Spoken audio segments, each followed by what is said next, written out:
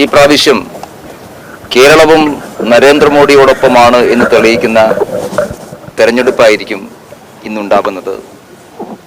കേരളം 2014-ലും 2019-ലും മോഡിക്കെതിരായിട്ട് നടത്തിയിട്ടുള്ള വിധിയെഴുത്ത് തെറ്റായിപ്പോയി എന്ന് ജനത്തിന് കഴിഞ്ഞ 10 വർഷക്കാലത്തെ അനുഭവത്തിലൂടെ ബോധ്യമാണ്.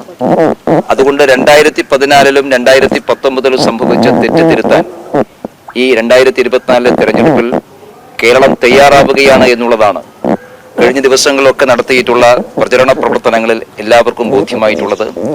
വലിയ ഒരു മോഡി തരംഗം കേരളത്തിലെ ഗ്രാമങ്ങളിലും നഗരങ്ങളിലുമുണ്ട്. അത് വോട്ടായിട്ട് പ്രതിഫലിക്കും. കോഴിക്കോട് പാർലമെന്റ് മണ്ഡലം ഈ പ്രാവശ്യം നരേന്ദ്രമോദിയോടൊപ്പമായിരിക്കും. വികസനമില്ലായ്മയുടെയും രാഷ്ട്രീയ അവസരവാദത്തിനുമെതിരായി കോഴിക്കോട് പാർലമെന്റ് മണ്ഡലത്തിലെ ജനങ്ങൾ ഈ പ്രാവശ്യം വിധിയെഴുതുമെന്നുള്ളതാണ് എൻ്റെ വിശ്വാസം. തെരഞ്ഞെടുപ്പ് പ്രചരണത്തിന്റെ എല്ലാ ഘട്ടങ്ങളിലും ദേശീയ ജനാധിപത്യ സഖ്യത്തിന് വോട്ടർമാരുടെ മേൽ സ്വാധീനമുറപ്പിക്കാൻ സാധിച്ചിട്ടുണ്ട്. ഞങ്ങൾ ഉന്നയിച്ചിട്ടുള്ള തെരഞ്ഞെടുപ്പ് വിഷയങ്ങൾക്ക് കൃത്യമായിട്ടുള്ള മറുപടി പറയാൻ LDF-നും UDF-നും സാധിച്ചിട്ടില്ല. അതുകൊണ്ട് തെരഞ്ഞെടുപ്പ് പ്രചരണത്തിൽ ദേശീയ ജനാധിപത്യ സഖ്യത്തിന് ലഭിച്ച മേൽക്കൈ വോട്ടെടുപ്പിലും ഉണ്ടാകുമെന്നുള്ളതാണ് എൻ്റെ വിശ്വാസം. നല്ല ഭൂരിപക്ഷത്തിന് കോഴിക്കോട് പാർലമെന്റ് മണ്ഡലത്തിൽ ഈ പ്രാവശ്യം ജയിക്കാൻ സാധിക്കുമെന്നുള്ള ആത്മവിശ്വാസം ഞാൻ ഈ സന്ദർഭത്തിൽ പ്രകടിപ്പിക്കുകയാണ്. LDF കൺവീനർ VP ജയരാജൻ BJP-യിൽ ചേരുന്നതുമായി ബന്ധപ്പെട്ട ചർച്ചകൾ നടന്ന ഒരു വിവരമാണ് 2 ദിവസമായിട്ട് സജീവമായി കേരളത്തിൽ ചർച്ച നടക്കുന്നത്.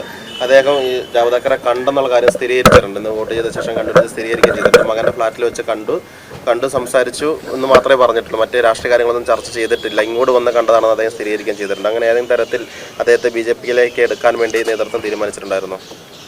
അല്ല, ആരെങ്കിലും BJP-ക്ക് എടുക്കാൻ തീരുമാനിക്കുകയല്ലോ ചെയ്യുക.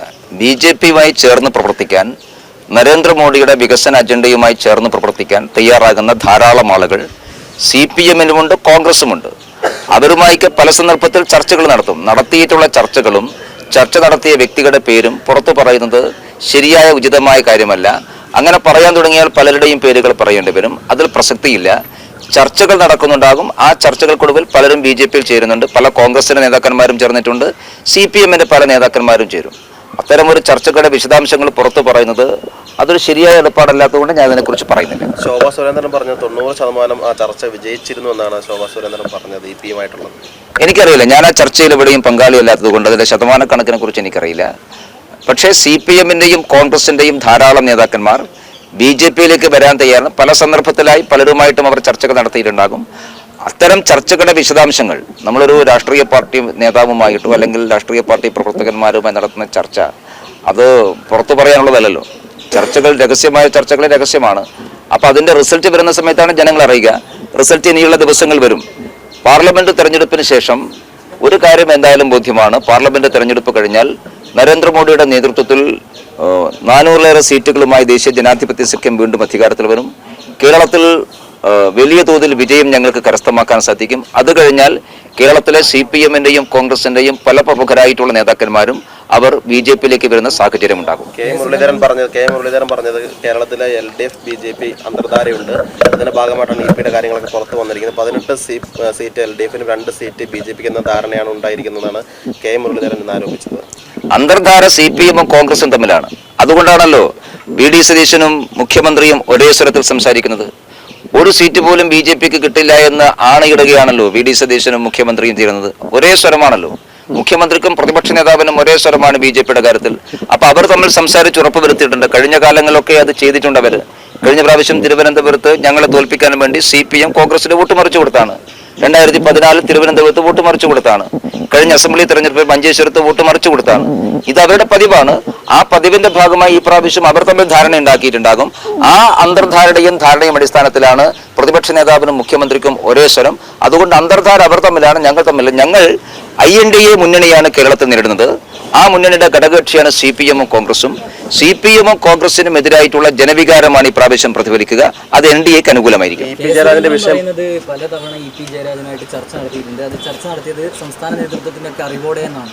അപ്പോൾ ആ രീതിയിലുള്ളൊരു ചർച്ച ഈ നേതൃത്വത്തിനുള്ളിൽ നടന്നിട്ടുണ്ട്. അതിന്റെ ഭാഗമായിട്ടാണ് EP ജയരാജനുമായിട്ടുള്ള കൂടിക്കാഴ്ച ഒക്കെ ഉണ്ടാക്കുന്നത്. അല്ല, ഞങ്ങളുടെ പാർട്ടിയിലേക്ക് ഒരാൾ ചേരാൻ വേണ്ടി ശ്രമിക്കുമ്പോൾ അയാളുമായിട്ടുള്ള ചർച്ച ഞങ്ങളെങ്ങനെ പുറത്തു പറയുക? അത് ഞങ്ങളുടെ വിശ്വാസത്തോടെ പ്രശ്നമല്ല. ഒരാൾ രഹസ്യമായി ചർച്ച നടത്തിയ കാര്യം മാധ്യമങ്ങളോടാണ് പറയേണ്ടത്. ചർച്ചകൾ നടത്തി റിസൾട്ട് വരുമ്പോൾ നിങ്ങൾക്കറിയാം ആരൊക്കെ ചർച്ച നടത്തി, ആരൊക്കെയാണ് BJP-യിലേക്ക് വരാൻ വേണ്ടി പോകുന്നത് എന്ന് നിങ്ങൾക്കറിയാം. അത് റിസൾട്ട് വരുമ്പോഴല്ലേ അറിയാം.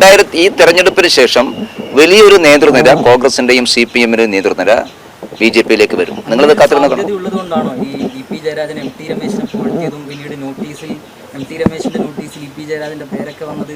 അങ്ങനെ സാധ്യത അവിടെ നിലനിന്നതുകൊണ്ടാണ്. അല്ല, അത് അദ്ദേഹത്തോട് ചോദിക്കേണ്ട കാര്യം എനിക്കറിയില്ല. അല്ല, BJP അടിച്ച നോട്ടീസിലാണ് EP ജയരാജന്റെ പേരുണ്ടായിരുന്നത്. എന്നെക്കുറിച്ച് ആരെങ്കിലും നല്ല വാക്ക് പറഞ്ഞാൽ ഞങ്ങൾക്ക് അത് പ്രചരിപ്പിച്ചൂടെ?